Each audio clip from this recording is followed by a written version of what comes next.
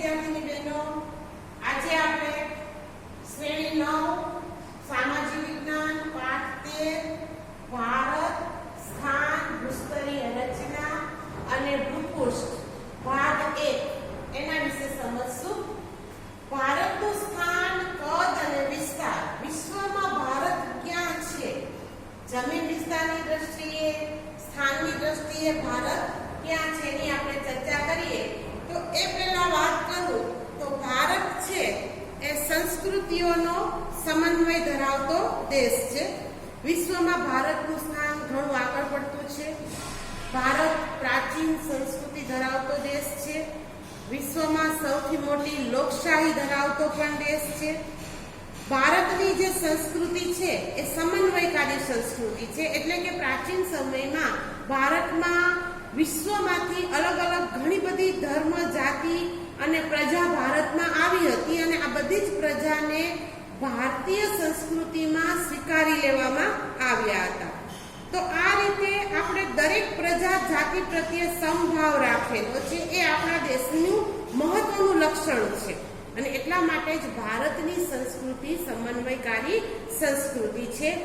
તો ભારતના વિકાસમાં ભારતનું જે ભૌગોલિક સ્થાન છે એ ખૂબ મહત્વનું છે અને એટલા માટે આપણે ભારતના ભૌગોલિક સ્થાનની આપણે સમજૂતી મેળવીએ. વિશ્વમાં કુલ 7 ખંડો આવેલા છે, જેમાં ઉત્તર અમેરિકા, દક્ષિણ અમેરિકા, યુરોપ ખંડ, આફ્રિકા ખંડ, એન્ટાર્કટિકા ખંડ, ઓસ્ટ્રેલિયા ખંડ અને આ ગ્રીન જે ભાગ છે એ એશિયા ખંડ છે. તો ભારત છે એ એશિયા ખંડમાં આવેલો છે. આ એશિયા ખંડ છે. એશિયા ખંડની નીચે બરાબર દક્ષિણમાં ભારત વિસ્તરેલો છે. તો આ રીતે વિશ્વના 7 ખંડો આવેલા છે. તો ભારત છે એશિયા ખંડમાં દક્ષિણે પૂર્વ ભાગમાં આવેલો છે. આ પહેલા પણ મેં તમને આકૃતિ દોરીને સમજાવ્યું હતું કે પૃથ્વીનો ઊભું આપણે રેખાંશ વૃત્ત દોરીએ તો આ બાજુનો ભાગ છે એને પૂર્વ ગોળાર્ધ કહેવાય. તો ભારત છે પૂર્વ ગોળાર્ધમાં આવેલું છે. એવી જ રીતે પૃથ્વીની આડી રેખા દોરીએ 0 અક્ષાંશ પર વિષુવવૃત્ત પર તો પૃથ્વીના 2 ભાગ પડે છે. ઉપરનો ભાગ ભારત અને નીચેનો ભાગ દક્ષિણ ભાગ. તો ઉત્તરનો આ જે ભાગ છે એ ભારત છે ઉત્તર ગોળાર્ધમાં આવેલો દેશ છે. હવે આપણે ભારતનો અક્ષાંશીય અને રેખાંશીય વિસ્તાર આપણે જોઈએ તો ભારત છે એ 8.4 અક્ષાંશ વૃત્તથી ઉપરની તરફ જઈએ તો 37.6 અક્ષાંશ વૃત્તની વચ્ચે આવેલો છે. એવી જ રીતે પૂર્વ રેખાંશ વૃત્તની દ્રષ્ટિએ જોઈએ તો 68.7 અંશથી 97.25 અક્ષાંશ વૃત્તની વચ્ચે આવેલો છે. અહીંયા ભારતનો નકશો છે, એમાં અક્ષાંશ વૃત્ત અને રેખાંશ વૃત્ત આપેલા છે. એવી જ રીતે ભારતની મધ્યમાંથી આ જે લાઈન પસાર થાય છે એને કર્કવૃત્ત કહેવામાં આવે છે. તો આ કર્કવૃત્ત છે એ 23.30 અક્ષાંશ વૃત્ત પર ભારતમાંથી પસાર થાય છે.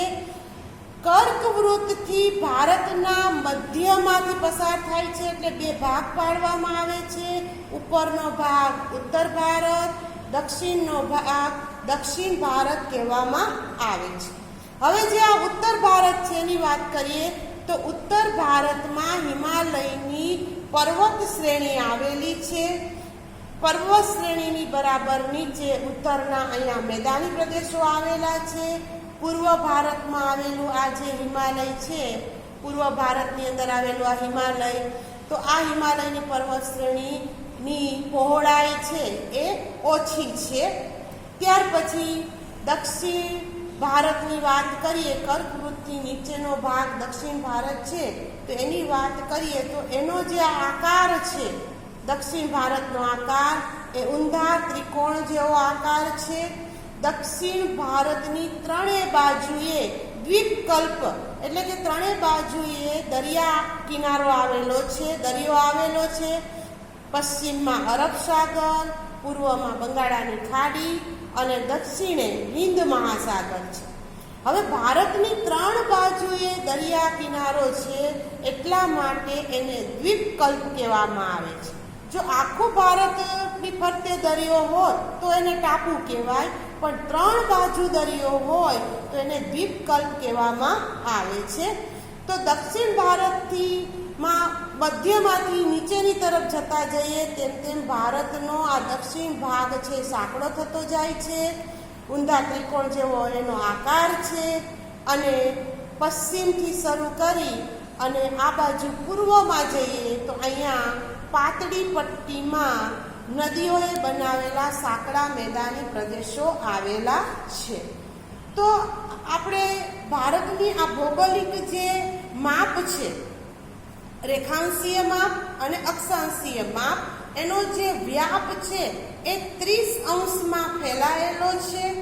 આમ જોઈએ તો દક્ષિણે કન્યાકુમારીથી શરૂ કરી અને ઉત્તરમાં જમ્મુ કાશ્મીરમાં લદ્દાખ સુધીનો આ જે વિસ્તાર છે એ 3214 કિલોમીટરની લંબાઈ ધરાવે છે.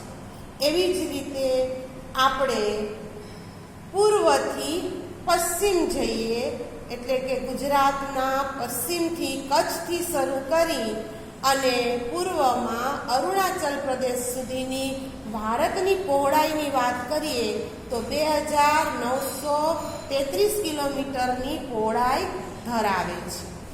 એવી જ રીતે ભારતની 82.30 અક્ષાંશ વૃત્ત પર 82.30 રેખાંશ વૃત્ત પર આ ઊભી કાલ્પનિક રેખા દોરવામાં આવેલી છે.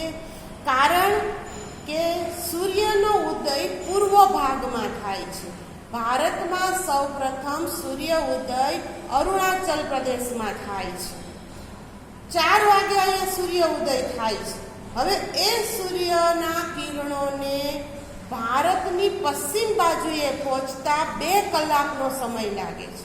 હવે એક જ દેશમાં અલગ અલગ સમય તો હોય નહીં, એટલા માટે ભારતનું સમય છે એ પ્રમાણભૂત રહે એ માટે 82.30 પૂર્વ રેખાંશ વૃત્ત પર એક કાલ્પનિક રેખા નક્કી કરવામાં આવેલી છે, જેને પ્રમાણ સમય રેખા કહેવામાં આવે છે. તો આ પ્રમાણ સમય રેખા ઉપર જે સમય છે, સૂર્યનું કિરણ જ્યારે અહીંયા પહોંચે અને ત્યારે જે સમય થાય છે એ સમગ્ર ભારતનો પ્રમાણ સમય ગણવામાં આવે છે. તો આ ભારતનો સ્થાનિક સમય કહેવામાં આવે છે. હવે વિશ્વમાં ભારતનો કુલ વિસ્તાર, વિશ્વના જે 7 ખંડો છે એમાં ભારતનો કુલ વિસ્તાર 32.8 લાખ ચોરસ કિલોમીટર છે.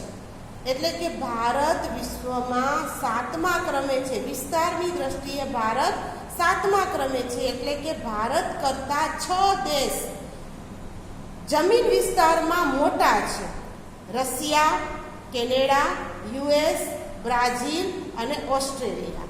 તો આ રીતે સમગ્ર વિશ્વના કુલ ક્ષેત્રમાંથી ભારત પાસે ભૂમિ ભાગના 2.42% વિસ્તાર રહેલો છે. એટલે કે ભારતનો આ જમીન વિસ્તાર છે કેટલા ટકા છે?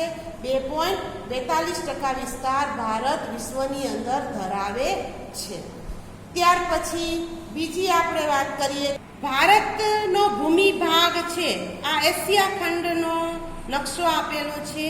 તો એશિયા ખંડમાં ભારત આ દક્ષિણ તરફ વિસ્તરેલો છે. ઉત્તરમાં હજારો કિલોમીટર લાંબી પૂર્વથી પશ્ચિમ હિમાલયની પર્વત શ્રેણી ફેલાયેલી છે. આ ચીન દેશ છે, આ તિબેટ છે. ત્યાંથી ભારતમાં આવવા અને જવા માટે પહાડી ઘાટો આ હિમાલયની પર્વત શ્રેણીમાં આવેલા છે. ભારતની ત્રણેય બાજુએ દરિયાનો ભાગ છે. પશ્ચિમે અરબ સાગર, પૂર્વમાં બંગાળાની ખાડી અને દક્ષિણે હિન્દ મહાસાગર આવેલો છે. એટલે કે ભારતનો ઉત્તર ભાગ છે જમીન વિસ્તારથી ઘેરાયેલો છે, જ્યારે ભારતનો પશ્ચિમ, પૂર્વ અને દક્ષિણ ભાગ છે એ દરિયાથી ઘેરાયેલો છે. તો આ રીતે આપણા ભારતનું એશિયામાં સ્થાન ખૂબ જ મહત્વનું ગણાય છે. ભારતનો પૂર્વ ગોળાર્ધમાં મહત્વનું સ્થાન છે. વ્યૂહાત્મક દ્રષ્ટિએ પણ ભારતનું સ્થાન ઘણું મહત્વનું ગણાય છે, કારણ કે ત્રણેય બાજુએ દરિયા કિનારો છે. એટલે સમુદ્રનું યોગદાન આપણા દેશના વિકાસ માટે ઘણું મહત્વનું છે. પૂર્વ આફ્રિકાના આ બધા દેશો, પશ્ચિમ એશિયાના આ બધા દેશો, તેમજ આ બાજુ પૂર્વ એશિયાના દેશો, ત્યાંથી પસાર થતા સમુદ્ર માર્ગો, હવાઈ માર્ગો ભારત પાસેથી જ પસાર થાય છે. તો એ દ્રષ્ટિએ ભારતનું સ્થાન વિશ્વમાં ઘણું મોકાનું છે.